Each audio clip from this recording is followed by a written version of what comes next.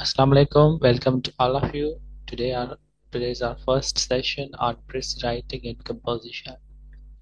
We are going to do this course in a very systematic way. You will be given assignments, hands-on practice, notes, and other relevant material so that you can wonderfully crack this subject. Before going into the details of this course, let's briefly overview the syllabus of English Pressy and Composition. सबसे पहले हम discuss करेंगे जो English प्रेसी और composition का जो 100 marks वाला subject होता है उसके टोटल 100 मार्क्स होते हैं। उसका कोर्स कंटेंट क्या है, उसे किस तरह हम अप्रोच कर सकते हैं और किस तरह से हम यानी कि उसमें ज़्यादा से ज़्यादा मार्क्स फेच कर सकते हैं।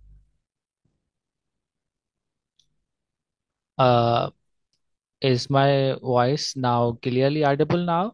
अब आवाज़ सही आ रही है? प्लीज़ कंफर्म ताकि मैं कंटिन्यू करूँ इसको।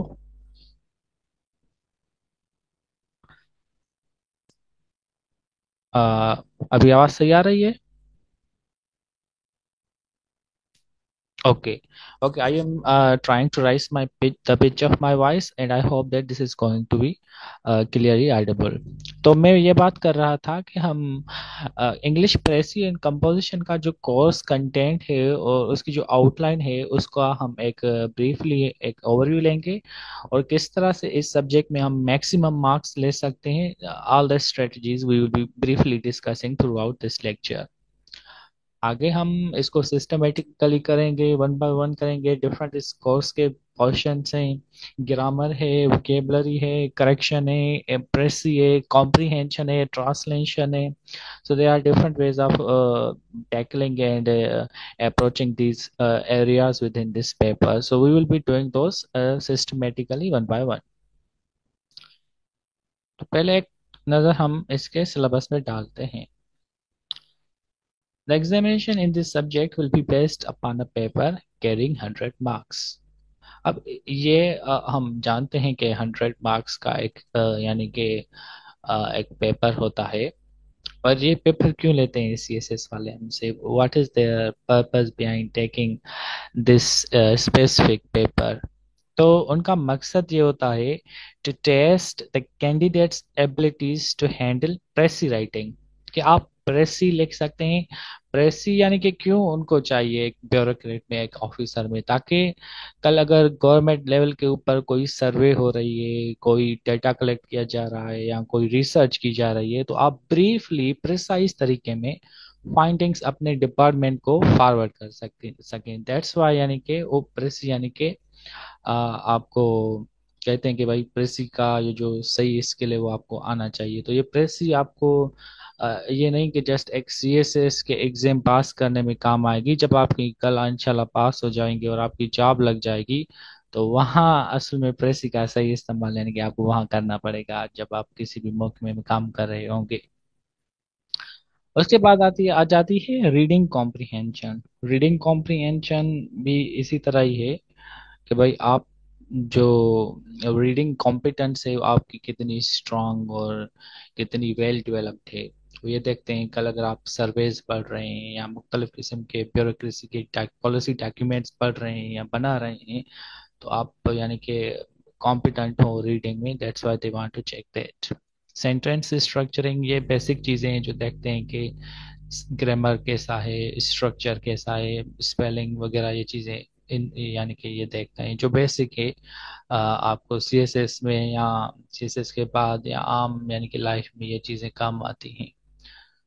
उसके बाद ट्रांसलेशन आ जाती है। तो ट्रांसलेशन आप फॉर एग्जांपल किसी फॉरेन एम्बेसी में आपको जॉब मिल जाती है या एम्बेसडर लग जाते हैं, ट्रांसलेशन का यानी कि रोल वहाँ इम्पोर्टेंट हो जाता है।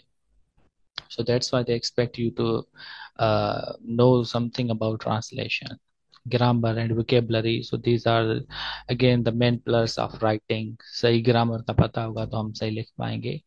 And vocabulary of course, the well chosen word, अगर हमें वो आता है, जैसे हमने कल वाले लेक्चर में डिस्कस किया था कि सही यानी कि वर्ड को या फ्रेज को या सेंटेंस को सिलेक्ट करना बहुत इंपॉर्टेंट होता है. So vocabulary is a list of words that you must know, तो in order to communicate effectively within the bureaucratic sector.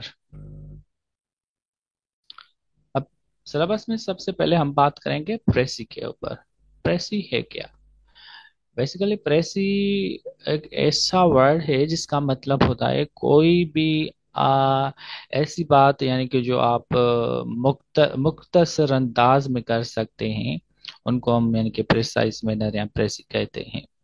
अभी in order to become a very effective bureaucrat, तो आपको सारी सारी यानी कि लंबी लंबी रिपोर्ट्स तो नहीं पढ़नी होगी ना, या डेटा या सर्वेस नहीं पढ़ने होंगे, क्योंकि टाइम आपको पास कम होता है, या जो आपके ऊपर काम कर रहे होते हैं तो वो सारी रिपोर्ट्स नहीं पढ़ेंगे. इस वजह से आपको किसी भी डिपार्टमेंट के अंदर पास करने के बाद एक प्रेसी लिखनी पड़ती है, जिसमें आप ये कि एक डिटेल्ड पैसेज को या रिपोर्ट को मुख्तसर तरीके में लिख कर आप आगे यानी कि फॉरवर्ड कर सकते हैं. तो ये ज़्यादा लिखने से, ये एक ऐसा स्किल है ना जो ज़्यादा लिखने से और ज़्यादा प्रैक्टिस करने से यानी कि आपको ये यानी कि स्किल आप अक्वायर करते हैं. आपकी रीडिंग अच्छी है, आपकी आपका नॉलेज बैकग्राउंड, आपका स्टाइल अच्छा है, तो आप प्रेस भी यानी कि सही और अच्छे तरीके से लिख सकते हैं.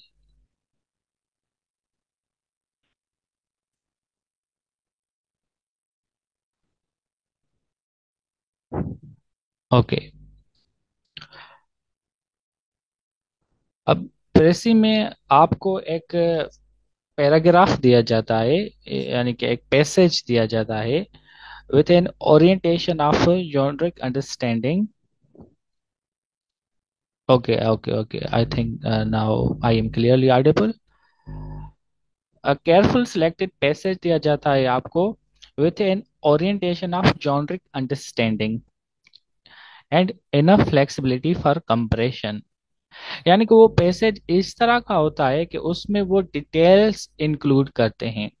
अब डिटेल्स, अब जब उसमें डिटेल्स आ गई तो उसके बाद क्या होता है कि आपको एक्सपेक्ट यानी कि ये करता है चेकर उन डिटेल्स को आप एक्सक्लूड करें, और जो मेन पॉइंट्स हैं उनको एक यानी कि फॉर्मल अंदाज में लिखें, ताकि सेम मीनिंग भी कन्वे हो जाए और एक्स्ट्रा डिटेल भी निकल जाए. सो प्रेसी जो है, basically it is a technique of including relevant things and excluding irrelevant details. तो ये चीजें आपको आनी चाहिए प्रेसी के अंदर.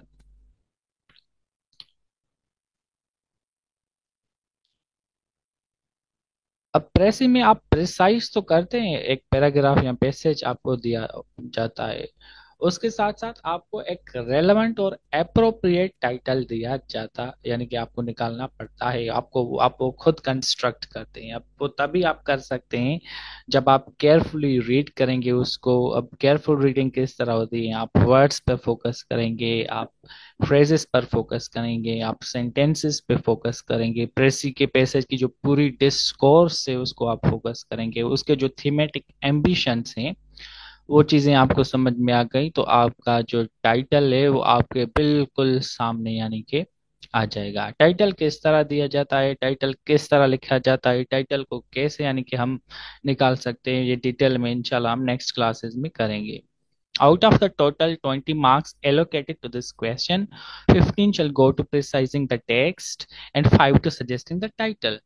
अब 20 मार्क्स की प्रेसी आती है ना, तो 15 जो है वो आपको यानी कि प्रिसाइजिंग के यानी कि मार्क्स मिलते हैं, कि आपने इस पैसेज को यानी कि मुख्तसर लिख लिया है. वन थर्ड जो होता है आपका, अगर वो सक्सेसफुली आप कर लेते हैं और इफेक्टिवली कर लेते हैं, तो you will be fetching 15 marks.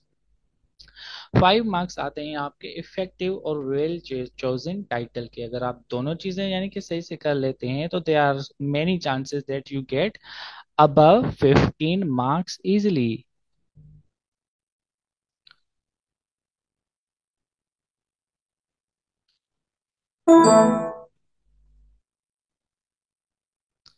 फिर इसके बाद हमारा आता है रीडिंग कॉम्प्रिहेंशन। रीडिंग कॉम्प्रिहेंशन जैसे ऑलरेडी मैंने सिलेबस में डिस्कस किया था। अभी आवाज सही आ रही है मेरी? Am I clearly Audible?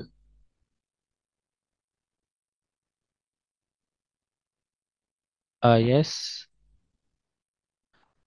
Okay. Okay. अगर आवाज सही नहीं आ रही है तो मुझे आप कॉन्स्टेंटली।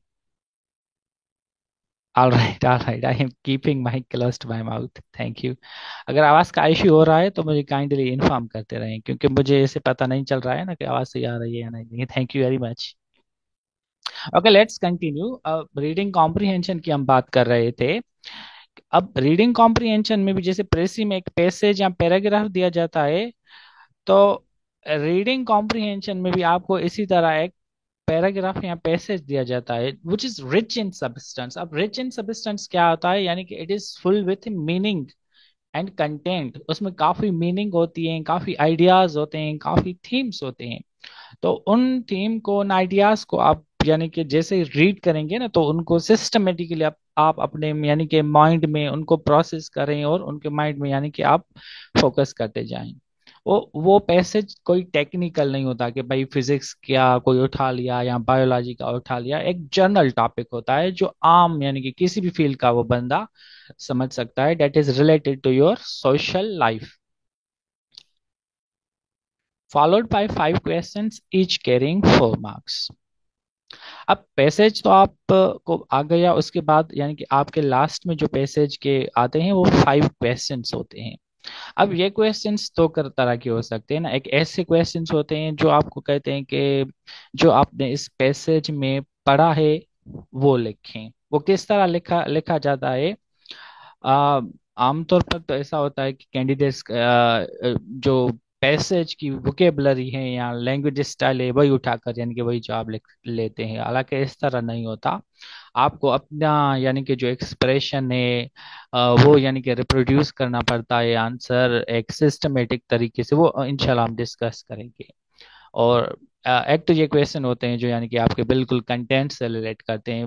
दूसरे इस टाइप के क्वेश्चन जो होते हैं कि what is your perception of your content, यानी कि चेकर आपको आपका ओपिनियन या परसेप्शन मांगता है कि ये जो आपने पैराग्राफ पढ़ा है आपका इसके बारे में क्या ख्याल है। तो वहां आप अपने आइडियाज यानी कि पुटअप करते हैं। तो वो आइडियाज आपके पॉजिटिव होने चाहिए, यानी कि आपकी जो पॉजिटिव साइकोलॉजी और पर्सनालिटी है वो सामने आए, ताकि उनको पता चले कि we are going to recruit a very positive personality.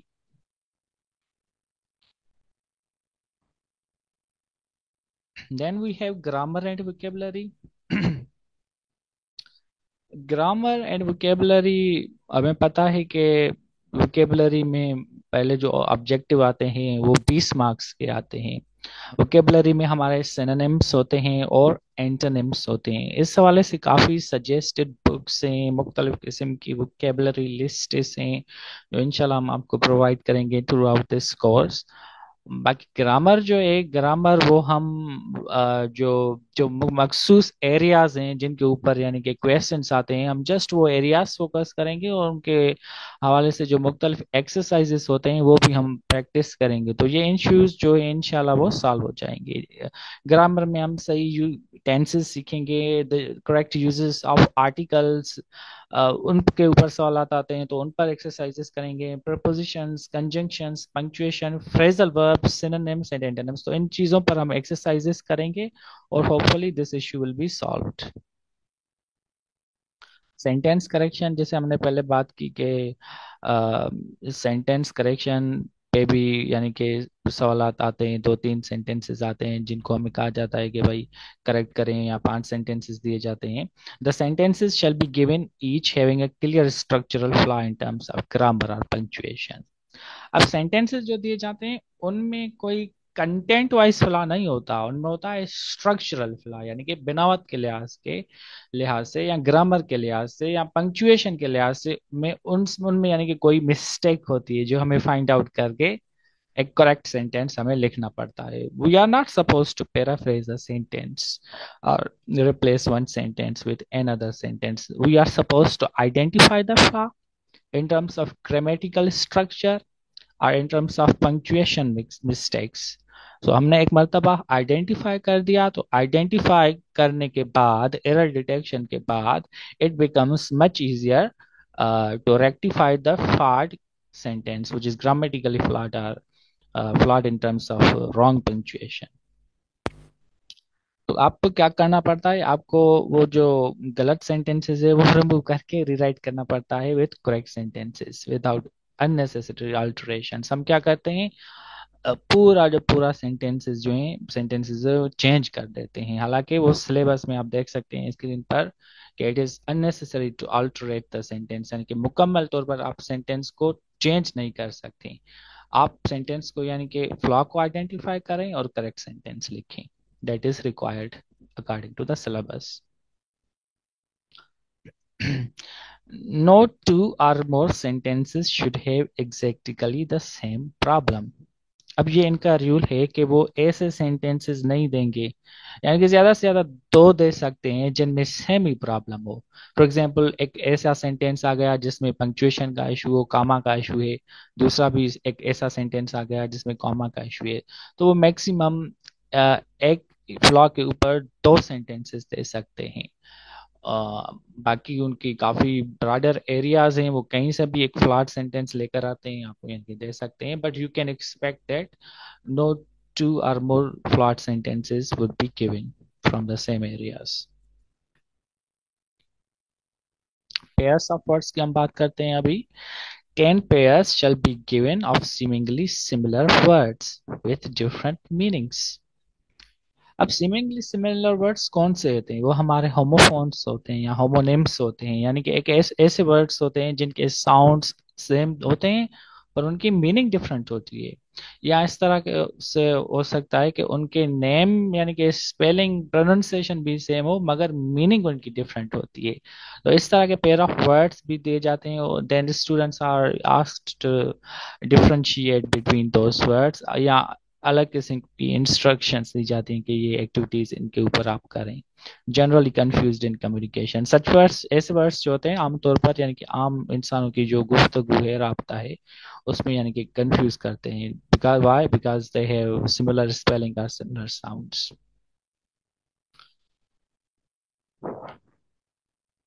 Then we have translation. 10 short Urdu sentences involving structural composition, significant terms, and figurative or idiomatic expressions shall be given to be accurately translated into English. अब 10 sentences दे दें या एक paragraph दे दें, उनकी मर्जी है, दोनों में से वो कोई भी दे सकते हैं। अब जब ट्रांसलेशन की बात आती है तो ट्रांसलेशन जो होती है वो दो किस्मों की होती है। There are two types of translation. एक हमारी होती है लिटरल ट्रांसलेशन,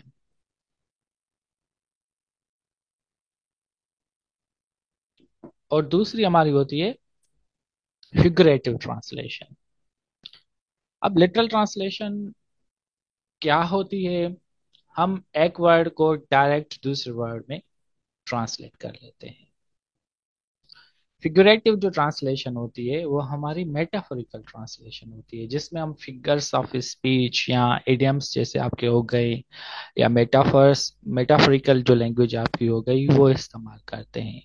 अगर आपको यानी कि चेकर एक्सपेक्ट ये करता है कि आप अपने यानी कि जो पैराग्राफ या पैसेज आपको दिया गया है उसकी आप एक फिगरेटिव ट्रांसलेशन करें, उसमें आप इडियम्स इस्तेमाल करें, आप फ्रेजेस इस्तेमाल करें, ताकि आपका यानी कि ट्रांसलेशन का सही कमांड हो, उसको यानी कि चेकर को पता चल जाए।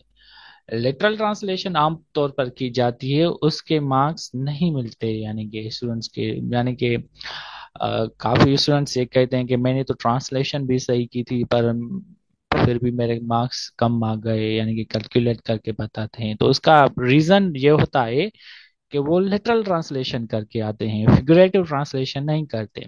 अब लिटरल ट्रांसलेशन के कौन से रूल्स होते हैं, फिगरेटिव ट्रांसलेशन के कौन से रूल्स होते हैं, ये इंशाल्लाह ताला हम आने वाले सेशंस में इन डिटेल में डिस्कस करेंगे। So that was all about today's lecture. Thank you very much for your attention and patience and for staying with me. If you have any questions, you are most welcome to ask here. Thank you very much.